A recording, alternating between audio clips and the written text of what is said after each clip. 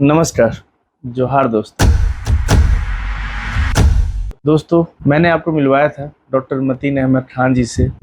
काफ़ी लोकप्रिय रहा इनका एपिसोड, इनका पॉडकास्ट काफ़ी लोगों ने पसंद किया। लोगों के कुछ क्वेश्चन ऐसे रह रहे थे जिनका जवाब उसमें अधूरा रह गया। उसी जवाब को पूरा करने के लिए मैं HIV पार्ट 2 लाने जा रहा हूं, जिसमें डॉक्टर मतीन अहमद खान जी विस्तार से HIV के जो छूटे हुए क्वेश्चन थे हमारे, उसके बारे में बताएंगे। HIV हमारे लिए इसलिए भी इम्पोर्टेंट है, यदि ये डेटा की बात करें तो ग्लोबली अभी HIV से 38.4 मिलियन लोग ग्रसित है, जिसमें कई लोगों की जान चले जाती है।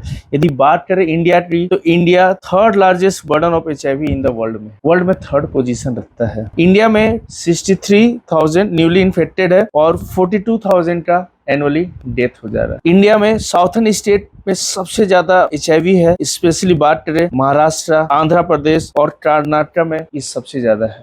हमें अवेयर होने की जरूरत है, जागरूक होने की जरूरत है, क्यों हमारे लिए इतने खतरनाक है और इस बीमारी से क्या हो सकता है, कैसे बचाव करें, इसके बारे में विस्तार से जानते हैं। तो आज आपको मिलवाने जा रहे हैं HIV specialist doctor Mateen Ahmed Khan ji से।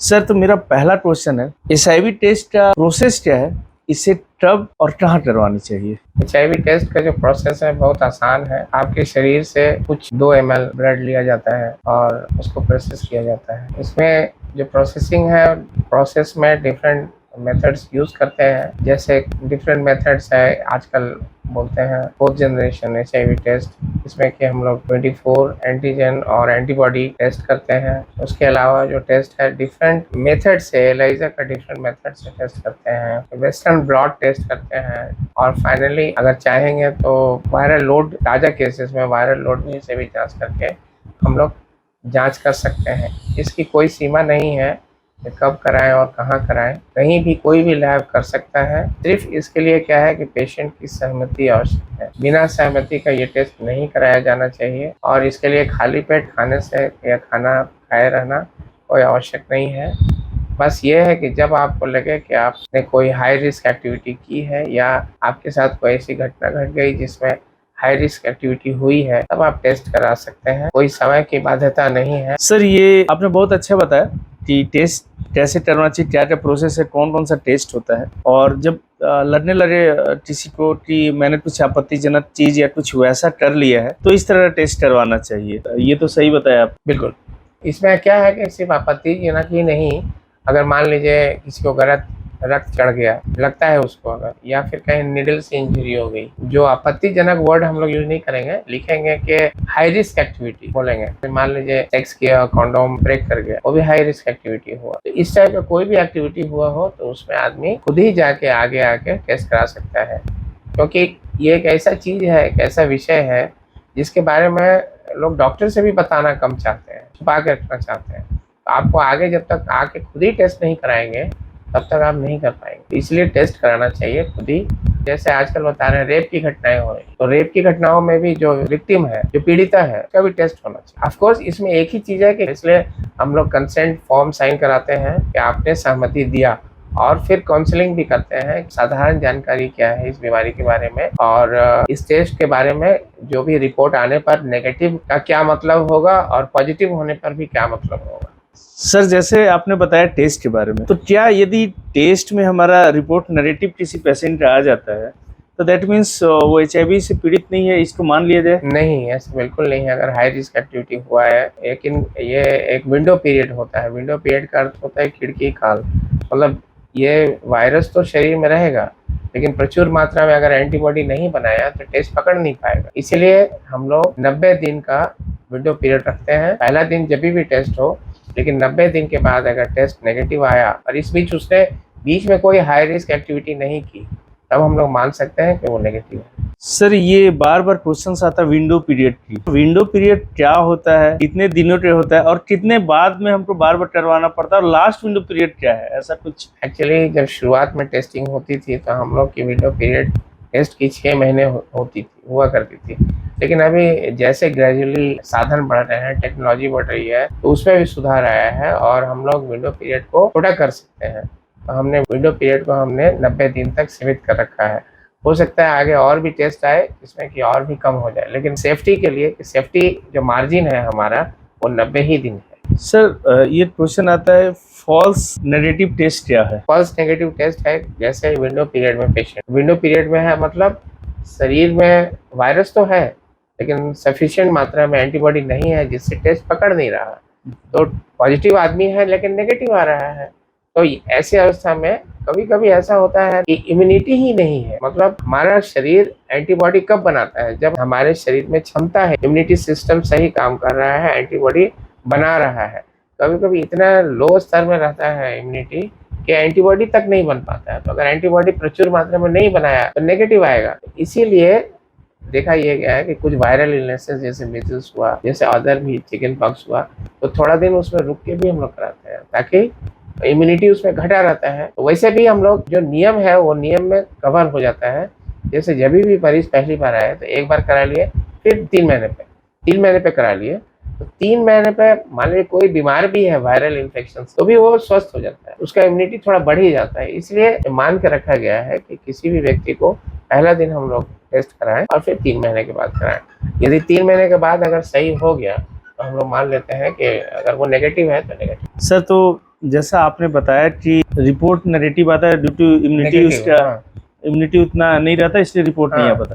तो सर कितने दिन का कंटिन्यू हम ट्रीटमेंट करवाएं या कितने दिन टेस्ट के बाद हम ये मान ले कि नहीं अब सही में इससे रिपोर्ट नेगेटिव है, इसको रियल में नहीं HIV है? देखिए ऐसा है कि कोई भी व्यक्ति अगर हाई रिस्क एक्टिविटी इंडल्ज किया, शामिल रहा, तो उसमें जो एंटीजन मतलब जो बाहरी तत्व घुसते हैं उनको बोलते हैं एंटीजन, हिंदी में प्रतिजन बोलते हैं, और एंटीबॉडी को प्रतिरोधी बोलते हैं। तो प्रतिजन अगर अंदर चला गया शरीर में तो उसके विरुद्ध शरीर प्रतिरोधी एंटीबॉडी बनाता है, ये नियम है हर किसी का। कोई भी शरीर में बाहरी चीज को एंटीजन बोलते हैं और जो हमारे शरीर में उसके विरुद्ध जो बनता है वो एंटीबॉडी बनता है। तो ये जो है कभी कभी ऐसा होता है ये एंटीजन जो है, एंटीजन तो घुसा लेकिन ये नहीं एंटीबॉडी बनाने में समय ले रहा। तो मान लीजिए अगर हम पहला 15 दिन में किया तो नेगेटिव आया, लेकिन फिर हम 20 दिन पे किया तो भी नेगेटिव आया, लेकिन 1 महीना पे किया तो पॉजिटिव आ गया। इसका मतलब यह है कि एंटीबॉडी का जो टाइटर है, जो उसकी मात्रा है, वो 1 महीने में जाके इस लेवल पर आया कि एंटीबॉडी पकड़ सका। तो इसलिए हम लोग मानते हैं एक अगर 90 दिन में 3 महीने में अगर एंटीबॉडी सफिशिएंट नहीं बना है या बना या नहीं बना, लेकिन अगर वो नेगेटिव आ रहा है तो वो नेगेटिव है, क्योंकि 3 महीने में 100% ना एंटीबॉडी बन जाना चाहिए जो टेस्ट जो है पकड़ लेगा। तो इसलिए 3 महीने का विंडो पीरियड माना गया है। और 3 महीने के बाद अगर कोई आदमी नेगेटिव है, जैसे मान लीजिए बहुत बार ऐसा आता है मरीज हाई रिस्क एक्टिविटी किया, हमने कहा कि भाई आप ब्लड डोनेट मत करना 3 महीना और सेफ सेक्स करना, लेकिन फिर वो 1 महीने के बाद फिर कोई इंडल्ज कर लिया तो उसका उस दिन से फिर 3 महीना पड़ेगा। फिर से 3 महीने, ये नहीं कि इधर का 3 महीना नहीं, ये इसीलिए इसमें कहा जाता है एंटीजन चला गया बॉडी में, चाहे निडल से गया चाहे ब्लड से गया, किसी भी व्यक्ति को अगर हाई रिस्क एक्टिविटी हुआ तो 3 महीने में उसमें इतना एंटीबॉडी बन जाना चाहिए कि वो टेस्ट पॉजिटिव पकड़ ले।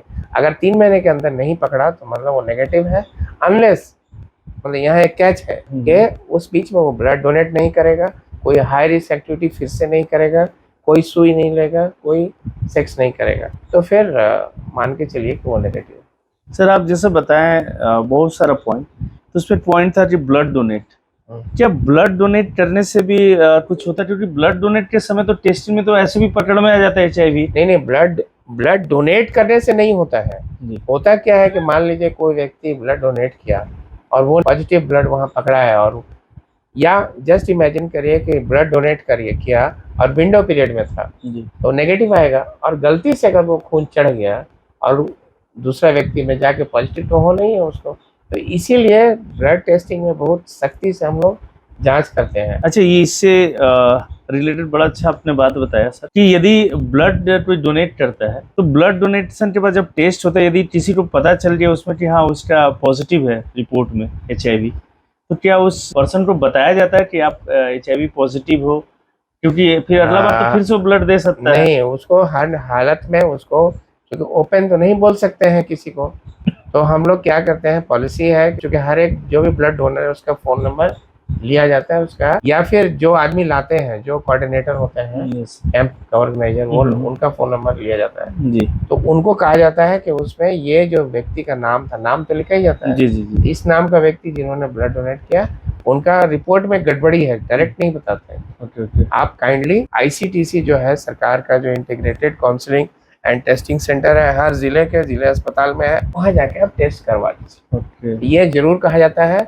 और फिर वो रक्त फेंक दिया जाता है अच्छा और उसका रिकॉर्ड में चढ़ जाता है। अगर वो दोबारा रक्त देने भी आएगा तो रिकॉर्ड में आ जाएगा कि अच्छा तो फिर वो दिया जाएगा कि वो आप दे नहीं पाएगा। दे नहीं पाएंगे।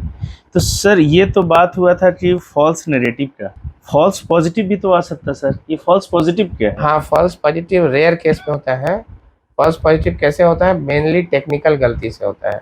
जैसे मान लीजिए जो रिएजेंट यूज होता है वो पुराना है, खराब हो गया, तो उस पॉजिटिव आ सकता है, एक जी मतलब वो फॉल्स पॉजिटिव। हम्म। ऐसा हुआ है मेरे साथ बहुत पेशेंट को, इसलिए हम लोग कभी भी एक टेस्ट पे नहीं जाते हैं, सिंगल टेस्ट का वैल्यू नहीं है, हम लोग 3 टेस्ट कराते हैं, क्योंकि किसी को भी पॉजिटिव या नेगेटिव बताना है, रिस्क वाला है। सेम सेम टेस्ट ब्लड को 3 बार करते हैं हम लोग, और सेम टेस्ट करते हैं? नहीं अलग अलग टेस्ट करते हैं, टेस्ट भी अलग होता है अच्छा 3 तरह से, ताकि 100% श्योर हो जाए कि ये आदमी पॉजिटिव है या नेगेटिव। इसलिए टेस्टिंग पॉलिसी बहुत स्ट्रिंजेंट है। और पॉजिटिव फॉल्स पॉजिटिव ज्यादातर ह्यूमन एरर से ही होता है, 99%। मान लीजिए गलत रिपोर्ट बन गया, किसी का नाम गलत चढ़ गया, एक ये हुआ, वैसा तो होता नहीं है, लैब चूंकि लैब वाला का उसमें रेपुटेशन खराब हो जाता है। एक दूसरा जो है जो गलती होती है सर, वो रिएजेंट का गलती से, यही एक बहुत बड़ा, नाम नहीं लेंगे, नर्सिंग होम था, वो लोग हमको भेजते हैं पेशेंट।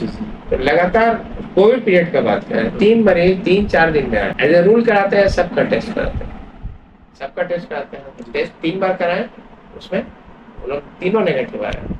तो फिर हमने जल्दी से उसको खबर किया कि आप वहाँ पे अपना रिएजेंट चेक करिए और स्टैंडर्डाइज कराइए, उसको कहीं भी वैलिडेट कराइए, कैलिब्रेशन कराइए उसको, कि हाँ भाई मेरा यहाँ रिजल्ट सही हो रहा है कि नहीं हो रहा। तो फिर वो लोग अपना कर रहे हैं वैसे। तो जनरली फॉल्स पॉजिटिव का मतलब है कि ह्यूमन एरर, कभी कभी रेयर केस में, जैसे अगर मान लीजिए हम बता रहे हैं, जानकारी के लिए बता रहे हैं, HIV वैक्सीन का टेस्टिंग होता है, यहाँ तो नहीं होता है, बाहर में होता है। तो HIV वैक्सीन का अगर टेस्ट करेंगे, HIV वायरस का पार्ट को हम लोग डालते हैं वैक्सीन में, तो वो आदमी पॉजिटिव आ जाएगा, लेकिन उसको बीमारी नहीं मानेंगे। सर ये HIV के आपने बारे में बताया कि फॉल्स पॉजिटिव कैसे होता है, एरर से वगैरह से हो जाता है। क्या HIV का ट्रीटमेंट के बाद HIV 100% क्योर हो सकता है? ऐसा हो सकता है कि HIV पॉजिटिव पर्सन को हम नेगेटिव कर दें? नहीं, ये तो शुरू में ही बता चुके हैं कि इस बीमारी का क्योर नहीं है।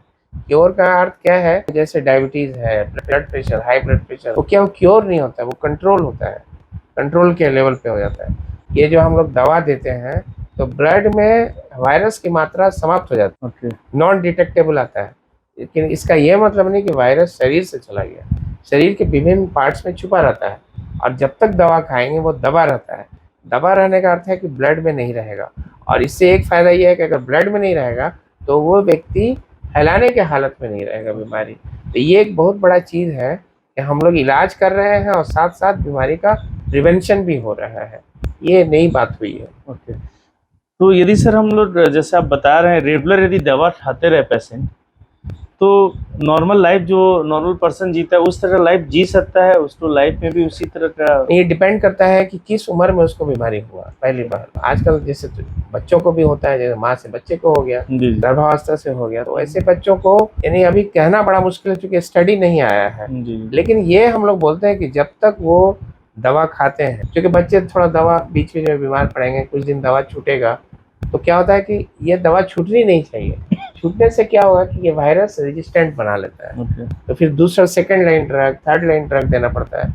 और हमारे पास बच्चों में चॉइस कम है, दवाइयों का चॉइस सिरप फॉर्म बहुत कम है, टैबलेट डिस्पर्सेबल धीरे धीरे बन रहा है, तो उसको तोड़ के मान लीजिए 1/6 हिस्सा तोड़ना कभी कभी बहुत डिफिकल्ट हो जाता है। लेकिन करते हैं, वैसा मजबूरी में करते हैं, गवर्नमेंट सिस्टम में करना होता है, क्योंकि सिरप नहीं है, दवा तो देना ही है, तो वैसा करते हैं। लेकिन बड़ों में स्टडी हुई है कि अगर कोई भी व्यक्ति को 30 के आसपास अगर किसी को HIV हुआ और वो दवा खाएगा, कि जो उम्र होगी, जो ईश्वर अगर 80 साल दिए हैं तो 80 साल विथ मेडिसिन जिएगा, just like high blood pressure और डायबिटीज। कुछ बच्चों को हम जानते हैं जिनको हम 2 बरस की उम्र से स्टार्ट किए हैं दवा, और वो लोग अभी 18-19 साल के ऊपर पे आ गए। कम से कम 2 बच्चों का तो मैं इलाज अभी कर रहा हूँ लोकल में।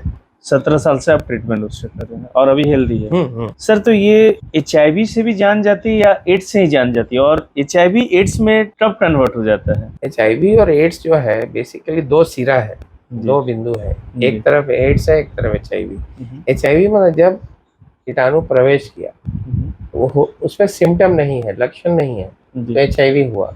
लेकिन जब लक्षण हो गया तो एड्स हो गया। तो बिना लक्षण से लक्षण जाने में अगर हम दवा नहीं खाएं तो मिनिमम डिपेंड करता है कि जैसे बच्चों में 1 साल भी समय लगता है, क्योंकि उनकी इम्यूनिटी कम होती है। जी। बड़ों में ये 15-20 साल भी हो सकते हैं। अभी कुछ अमेरिकन लोग हैं, मैजिक जॉनसन करके एक बेसबॉल प्लेयर अमेरिका का, जो 1995 से पॉजिटिव है लेकिन उसको कुछ नहीं हुआ। ऐसे लोग हैं।